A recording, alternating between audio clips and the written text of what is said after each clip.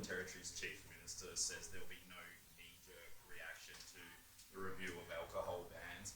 How quickly do you expect action to be taken once you receive that review, and how significant will that action be?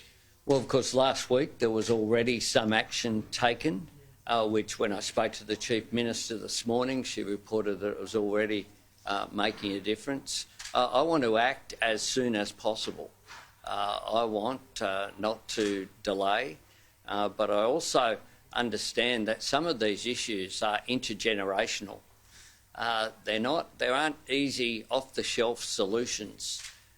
It's not just about alcohol, it's about employment, it's about service delivery, it's about getting staff on the ground.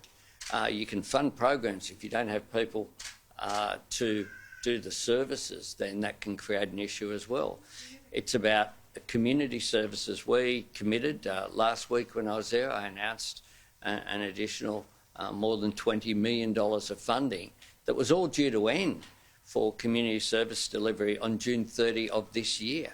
Programs that essentially just stopped, and we need to examine all of these issues. When I receive the report, I of course will read it. I'll sit down with the Chief Minister tomorrow. We have the meeting of the National Cabinet begins tomorrow night and goes into Friday morning, and I look forward to constructive engagement. Have you received that report, and no. will you implement its recommendations? Well, I haven't seen it.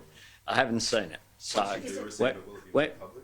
when I see it, of course, I'll discuss with the Chief Minister. As committed, I certainly think it should be made public. I haven't received it yet, so it's a bit hard to make it public. It is due today. I expect to receive it later today, or if not, early tomorrow morning. I'll go back to Canberra for the National Cabinet meeting.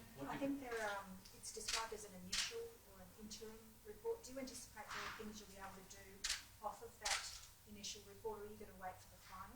Oh, look, I certainly hope so. If there are recommendations which suggest immediate action, then I'm certainly up for it. Do you reckon that could include opt-out, dealing with the opt-out? I haven't seen the report yet, so it's a bit difficult to comment on something that I haven't received. I'm not sure if it's been completed. It's due today.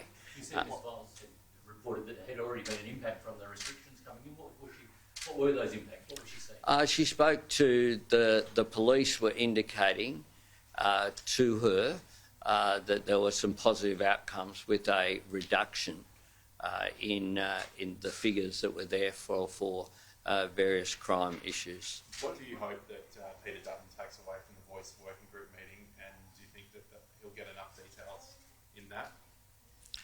Well, I hope that Peter Dutton joins the call from the Uluru Statement from the Heart to walk with Indigenous Australians on the path of reconciliation. This referendum is about two things, just two things: recognition and consultation. Recognition of Aboriginal and Torres Strait Islander peoples as our First Nations people, and secondly then, that's the what. The how is the consultation mechanism, which is there in the draft wording that I've forwarded. The 3 points that I've advanced, I'm yet to receive any proposed changes to that wording, but I hope he goes and meets with the referendum working group that I've met with twice, with an open mind and, importantly as well, an open heart.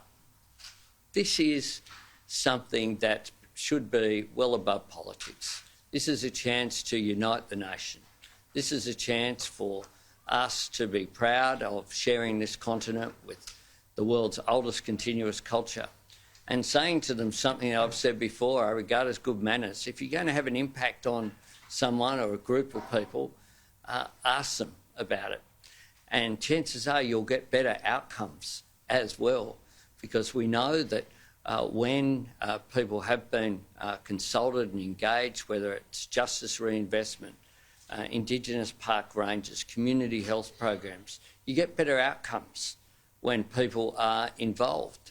And that's a principle that applies across the board. One of the things we're talking about here today with urgent care clinics is something that has arisen from discussion with health providers on the ground, consumers, the AMA, the Royal Australian College and others all having that input, as they've had input into the Medicare Task Force report that will go to National Cabinet this week.